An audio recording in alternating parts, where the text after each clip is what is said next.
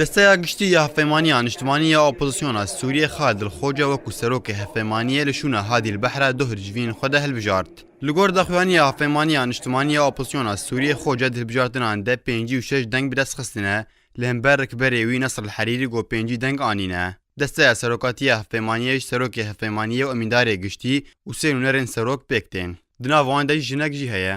Derbarê posta emîndarê giştî yê hevpeymaniyê hîn nehatiye êkalîkirin û biryare di gera duwem de bê dawîkirin û di gera yekem de Hîşam Merwe wekû cîgirê serok hat hilbijartin lê hîn cîgirê din yên serokê hevpeymaniyê nehatiye hilbijartin ku ew jî pişka Encumena Niştimaniya Kurd li Sûriyeyê û nabe cîgirê neha got Dr. Abdulhekîm Beşar xweş bo wê postê hilbijêre ku du caran hatiye hilbijartin û li gorê yasaya hilbijartinên hevpeymaniyê nabe zêretirî du caran xwe hilbijêre. Ji aliyekî di nîve çavkaniyekê ji nava hevpeymaniya Niştimaniya Sûriyê ji arkêra ragihand ku Kurdên di nava hevpeymaniyê de piştgiriya Xalid Ilxoca dikirin da ku be serokê hevpeymaniyê li hember Nasr el-Herîrî yê got grupa Ixwan-ül-Muslimîn piştgiriya wî dikirin. Li gorî mercên hilbijartinan di hevpeymaniya Niştimaniya Opozisyona Sûriyê de pêwîst e berbijêrê serokatiya hevpeymaniyê ji sedî 51 dengan bi dest bixe heta got be serok û Xalid Ilxoca ji sedî 56 deng bi dest xist.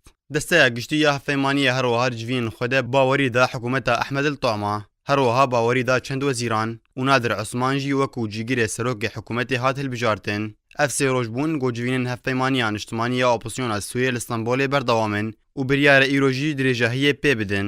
Derbarê warê siyasî de hevpeymaniya Niştimaniya Opozisyona Sûriyê destpêşxiriya Rûsya ku biryare di 26 vê mehê de bê li darxistin got û bêj dike والوصلة خوا دده خویا کرن. هفیمانیه نیشتمانی سوریه مزنترین هزن اپوزیسیون سوریه پازدید تشرین دویم سال 2012 و پشتی چندین جوینان لپایتخت قطر دوحه هات آوا کرن.